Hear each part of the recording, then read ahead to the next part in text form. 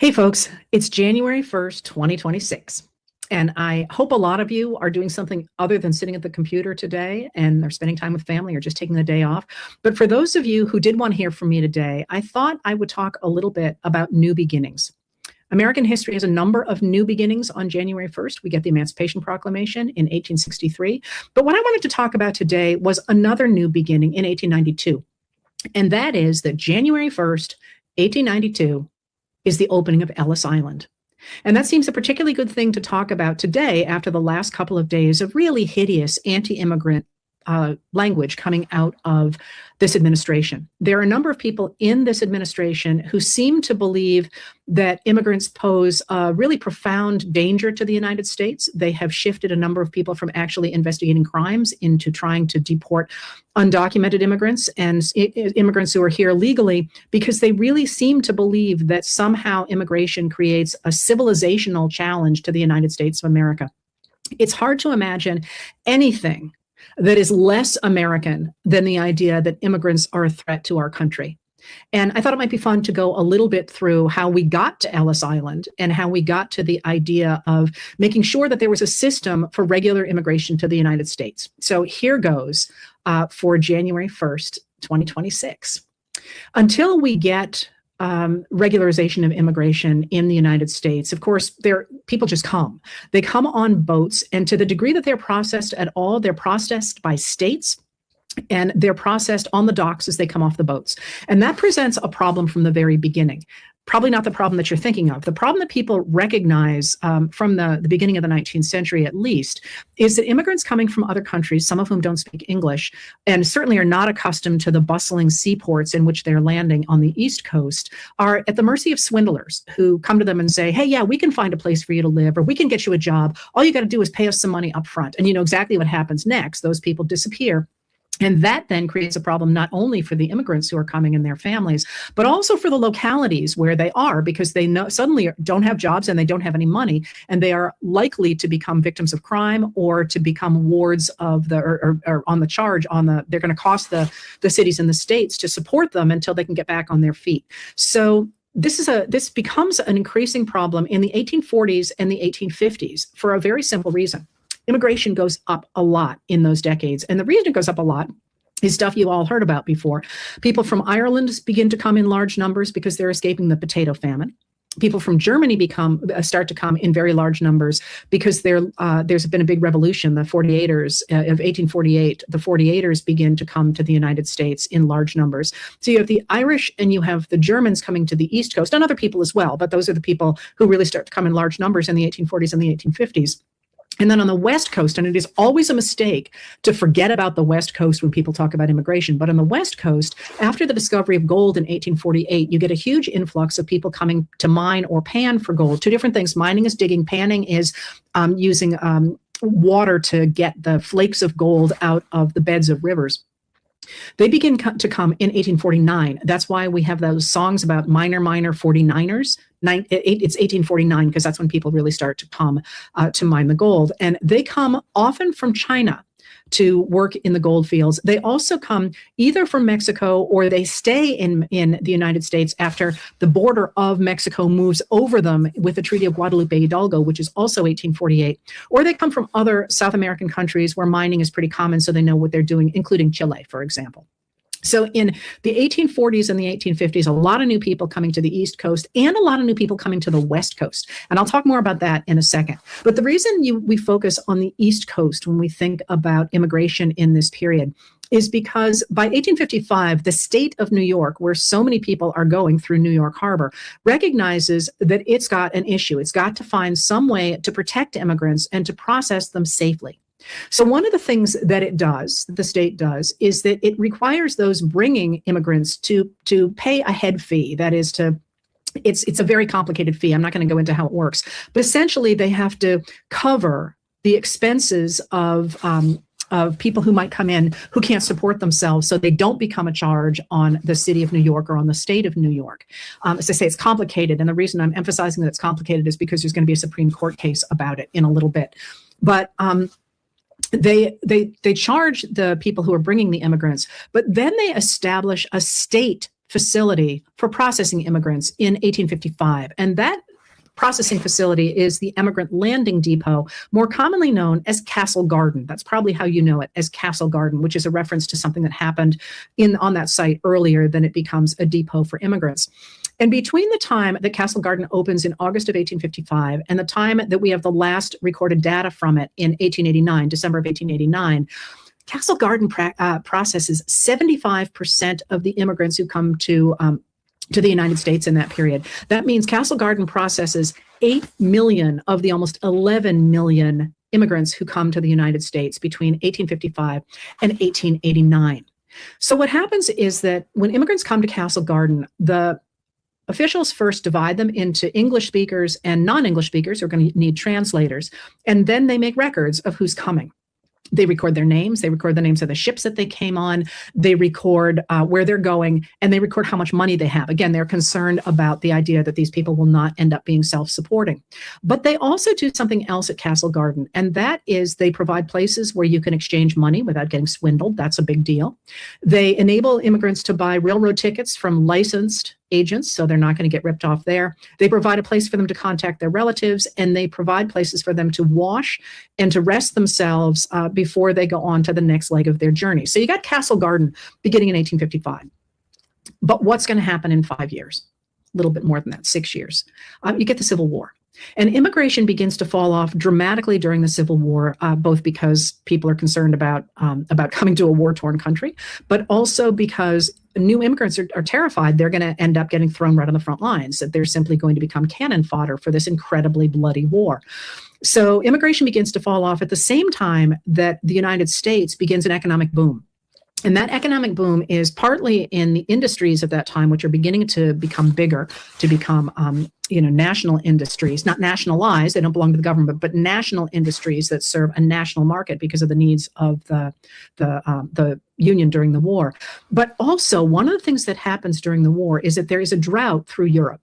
And when there's a drought through Europe, and with the incredible need of the armies for food, there's a huge boom in U.S. agriculture, but there aren't people to grow the food. So by 1863, both the president, Abraham Lincoln, and Congress is extremely concerned about being able to have enough immigrants to produce the food that the armies need and that Europe needs, and that is also bringing gold into the United States with the export of agricultural products.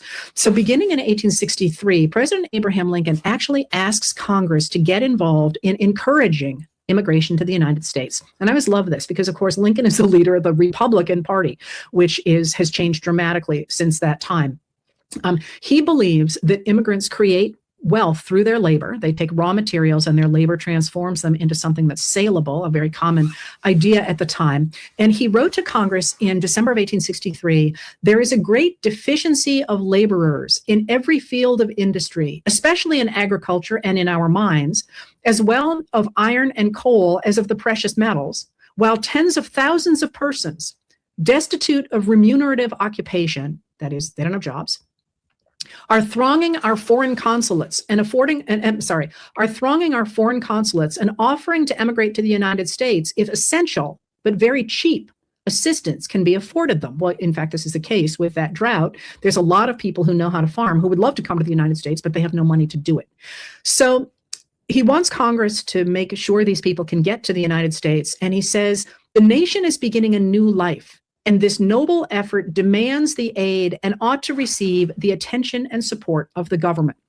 And so in 1864, the Republicans in Congress agree with him, and Congress goes ahead and passes a law to enable immigrants to borrow against their future homesteads so that they can fund their trips to the United States and then take advantage of the Homestead Act of 1862 to take up land, but also guarantees that they will not be drafted to fight in the war until such time as they declare their intention to become citizens, and they don't have to do that. So this essentially says you don't have to worry about getting stuck on the front lines. At the same time, in their 1864 political platform, the Republican Party resolves that immigration should be fostered and encouraged by a liberal and just policy. All right, so America is desperate to get immigrants during the Civil War and immediately after the war, and immigration begins to pick up. But then we get first a recession and then what we believe is a depression after the Panic of 1873, which someday I'll write about or tell you more about.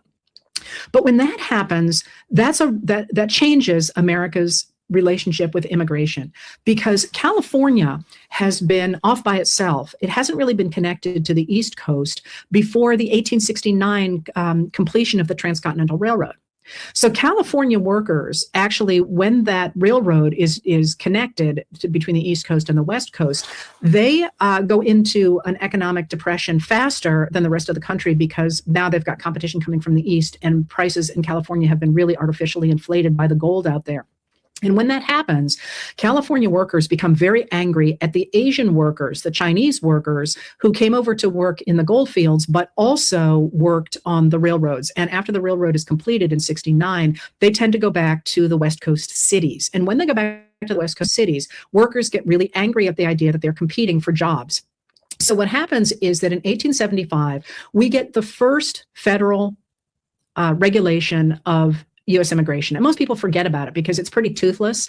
It is the 1875 Page Act. And the Page Act prohibits the migration of contract laborers, that is Chinese workers who are under contract to the contract brokers in the West, but also alleged sex workers are not permitted to come to the U.S., but it didn't have any facilities for or any requirements about the inspection of ships to see if the ships were carrying people like that. And it also provided no way for the government to enforce those provisions. So it's an important act because it recognizes the animosity of West Coast white Americans to Chinese laborers, and also because it's the first sort of federal toehold in the idea of the regulation of immigration.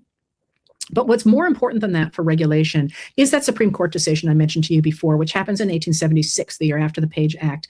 And in that, it's called Henderson versus the Mayor of New York. The Supreme Court decides that all state taxes, head taxes, they're, like I said, they're not literally head taxes. It's pretty complicated how it works, on immigrants are unconstitutional. Excuse me.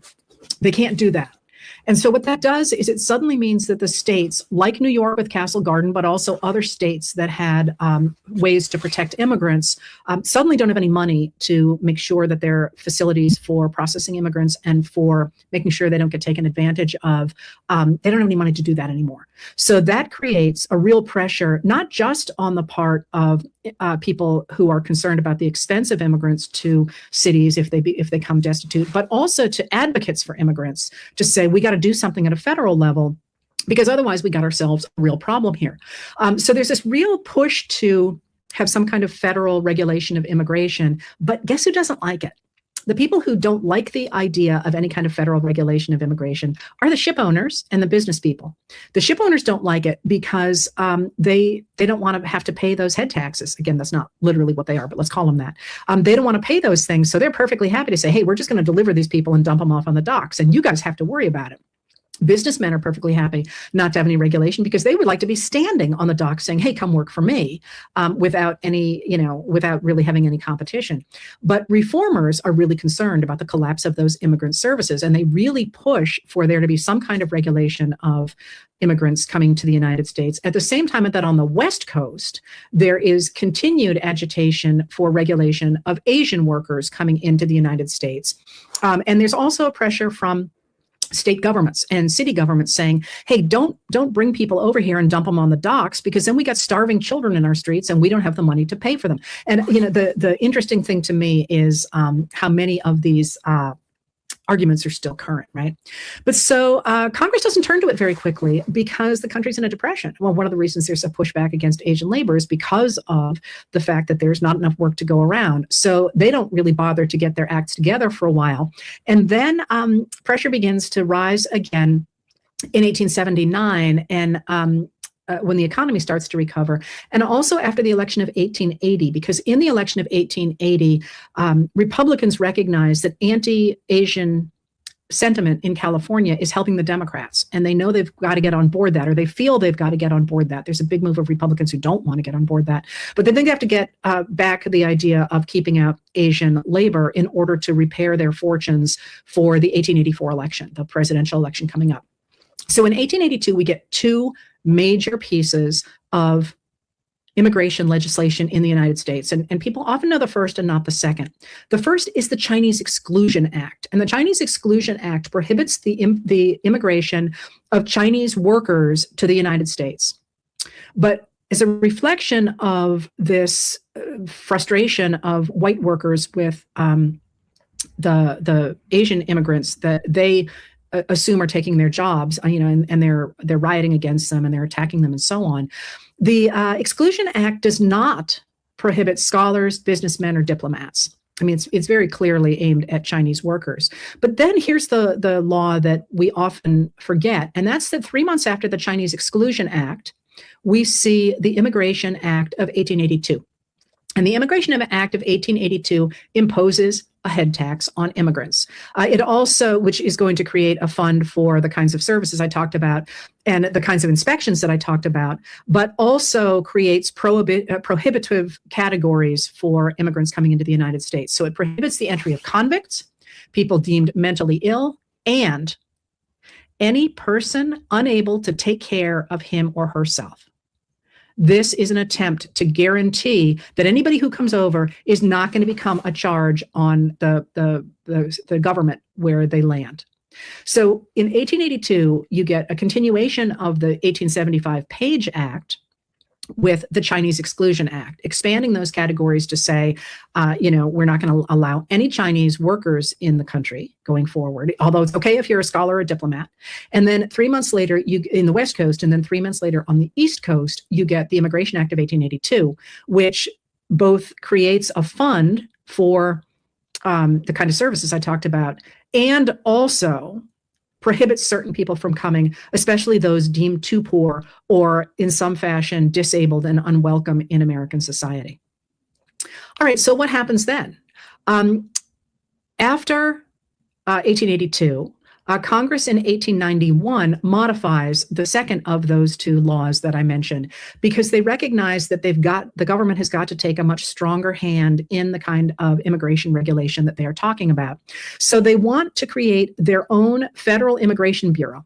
They want to both process their own legal immigrations, set up this legal system, and they want to enforce restrictions against those people who are deemed unable to enter the U.S.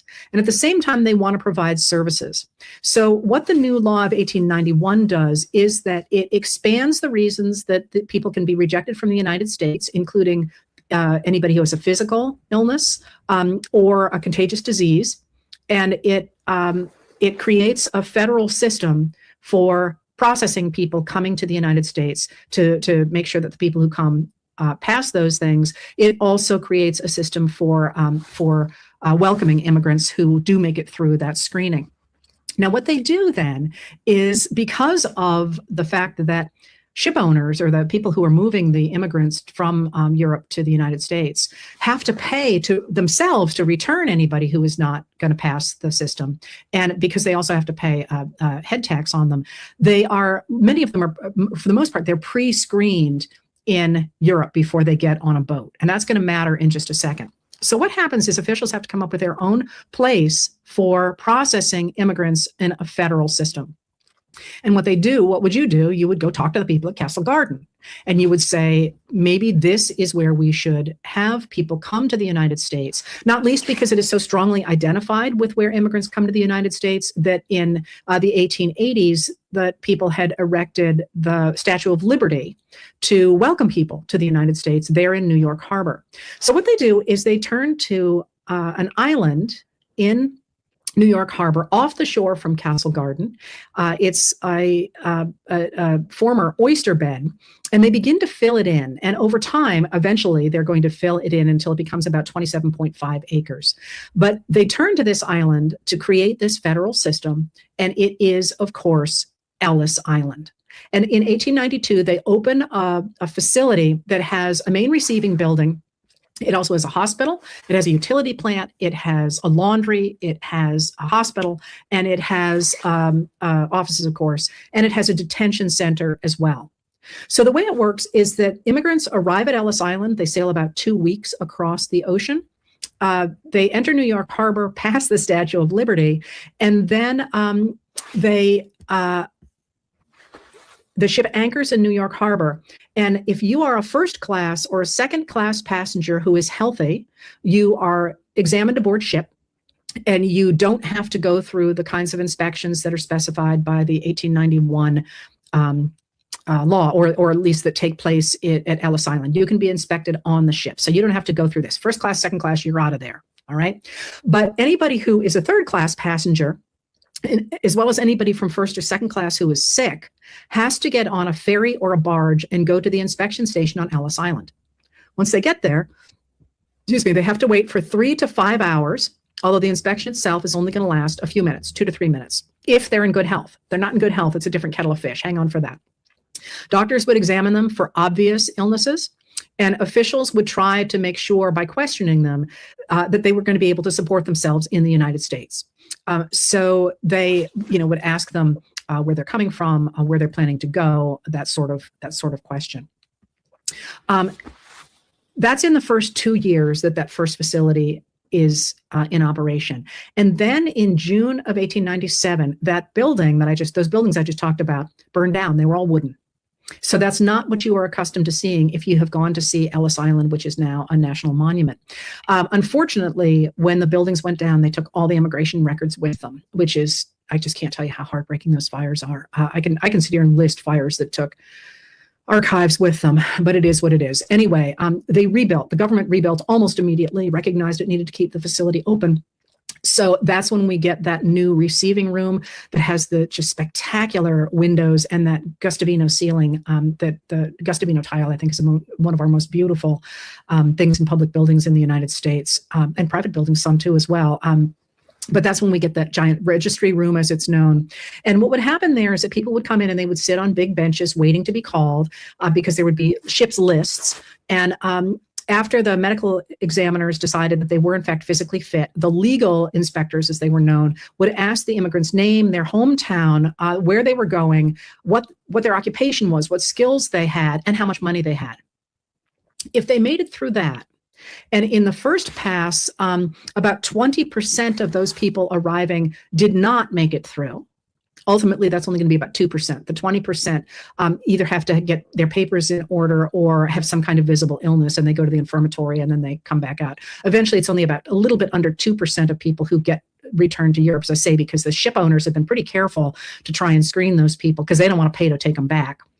But once they go through the inspection, the newcomers go through what are called the stairs of separation. And it's worth looking. There's a video online about Ellis Island, and there is one of the videos about the stairs of separation. And looking at those stairs is, even nowadays, you just think, wow. Because if you were headed from New York or New England, and again, think of the people you met on the boat that you'll never see again. You've just shared this incredible thing and you will never see them again. Or the lady that you talked to in the registry room that is going to Nebraska while you're going to New York. You'll never see them again. The stairs of separation, if you are going to New York or New England, you go down the stairs on the right. So these are a set of stairs with balusters, handrails down them. If you're going to New York or New England, you go down the stairs to the right. If you are if you're going to New England or New York, you go down the left stairs. If you're going anywhere else, you go down the stairs to the right. But if you're not leaving, if you're going to the dormitory or to the hospital, you go down the stairs to the middle. So it's all the same staircase, but there are these handrails, and those are the stairs of separation. That always jumps out to me. Anyway, from the bottom of the stairs, you leave Ellis Island and you go out to meet relatives, to go out into the city and to go to get trains to wherever it is you're going to get. But Ellis Island, in the years of its operation, which are between 1892 and 1954, more than 12 million people go through Ellis Island. So a lot of us have people who went through Ellis Island. You combine that with Castle Garden, which is about 11 million. That's another 12 million who goes through Ellis Island. There's about 23 million people coming through New York and that facility, those facilities between 1855 and 1954, about 100 years come through New York. And then more, of course, come through the West Coast, including Angel Island, which I'm not going to talk about now. Because the reason that I wanted to focus today on Ellis Island was not simply because of the anniversary, although I love anniversaries. I think it's really cool. But because guess who came through Ellis Island? You know the answer to this. Stephen Miller, who is the White House Deputy Chief of Staff, who is the one who is so virulently anti-immigrant, the idea that immigrants are somehow polluting the United States. his people came through Ellis Island in 1903. They were did not speak English, and his family was part of this great migration that, by the way, the Trump administration has tried to get UNESCO to recognize as a World Heritage Site because of its importance to human migrations throughout history. They did that in his first term. And that just seems on this first day of 2026 to be worth calling out, that anniversary and the fact that the United States really is a nation of immigrants. I also like the idea that with that recognition, we recognize that as the immigrants came through New York Harbor and saw the Statue of Liberty, after 1903, the year that Stephen Miller's people came through Ellis Island, we had got added to the Statue of Liberty the poem that Emma Lazarus wrote in 1883 as a way to raise money to build the pedestal for the statue. The statue was a gift from France, but Americans had to raise the money for the pedestal, and the real effort to do that took place in 1883. And she put in the poem this imagery of how the Statue of Liberty was the new Colossus, as opposed to the old Colossus being the one that stood at the harbor to the island of Rhodes and was known as one of the seven wonders of the ancient world. She called Lady Liberty the new Colossus, the mother of exiles. And she said of her in this poem, a reference again to the old Colossus, "Keep ancient lands your storied pomp," cries she with silent lips. "Give me your tired, your poor, your huddled masses yearning to breathe free. The wretched refuse of your teeming shore, send these, the homeless, tempest-tossed, to me. I lift my lamp beside the golden door." And on this first day of January 2026, that just seems like such a great answer to those people who think that immigration is not a fundamental part of who we as Americans are on this anniversary of the opening of Ellis Island. I wish for all of us, American immigrants, as well as Americans who are already here and ones who are born here, fabulous 2026. Let's take it out for a spin and see what we can do with it. Thanks for being here.